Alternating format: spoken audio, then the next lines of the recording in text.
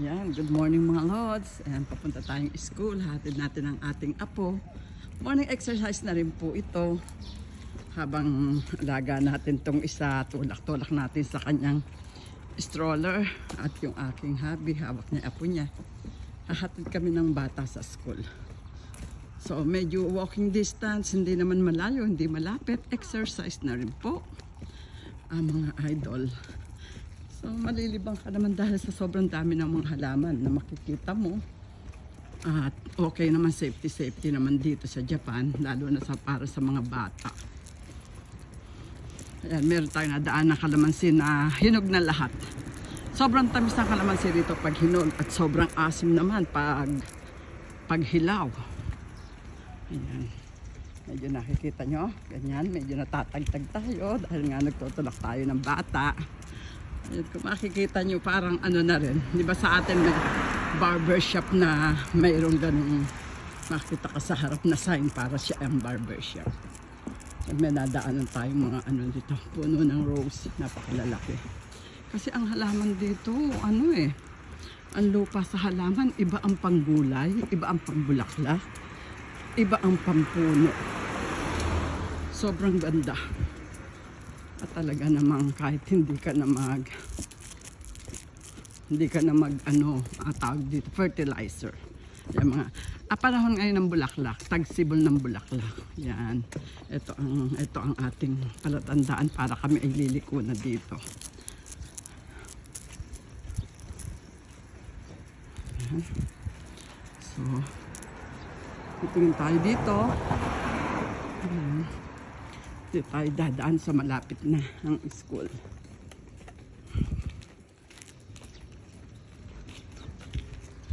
Masarap ang buhay dito sa Japan. Kaya lang medyo ang cost of living ay medyo mataas. Basta ano lang, kung tayo turista, wag lang, iwasan nating mag-convert. At siguradong mura lang. Lalo na kami, hindi namin mapapansin na mahal pala. Kasi nga dahil pera naman namin ay yen. Dahil anak ko nga dito na residence, kaya yen lang. Kaya hindi namin naano ang mahal, di ba? Kasi talagang mahal talaga. Kasi nag-convert tayo, hindi tayo kakain. Kita mo, bahay lang yan. Halaman, di ba? May ganda. Nakita niyo yan? Diyan lang sa ano yan. Tagsibol ng halaman. Tagsibol ng bulaklak pala. Yan. May nakita na ako mga bata.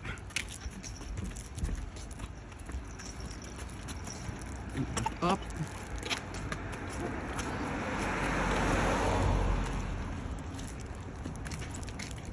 Nagtapatubig na sila para sa kanilang itatanim. Palay siguro itatanim nila dyan. Okay, mga lods, sige. Ganyan-ganyan lang tayo hanggang mamaya. Ang weather dito, pwede ka ng t-shirt lang. So, meron time na malamig. May time na malamig, kailangan mo rin mag-jacket. Pero yung jacket lang natin na normal. Hindi na kailangan ng mga leather. Hindi na kailangan. Ito ang parking lot ng school. Ayan. Ops. Ito basurahan. Ganyan ang mga basurahan dito. So, priority kami. Pinagbigyan kami. Ganyan talaga dito sa Japan. Once na nakita ka, kahit na nasa right of way sila padating ka. Yun po ka. Salamat. Yun po din sila. Ganun lang. So, eto na tatanong ko na eskwelahan nila. Ayan, teacher. Alam niyo ba ang mga teacher dito, binubuhat ang mga bata. Pag dumumi, huhugasan nila. Talagang, sila, parang nasa bahay din. At makikita mo naman talagang very safety. Yan. Balanggot. Ito kayari ng anak niya. Boshi? Lang may ito kayari niya. Hindi siya ang anak niya, sunod-sunod din. Yung mga tumadachi na ako po, ayan. Nante sa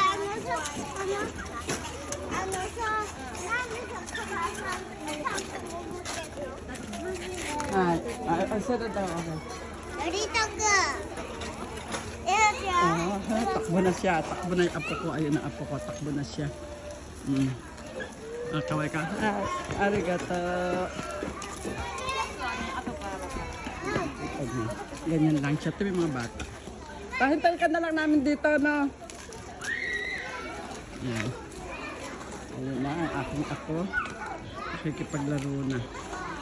Takbo na siya. Ayan. 保育園のなんか動画、他の子供もいるから。Gamen. Okay, bawal daw cellphone.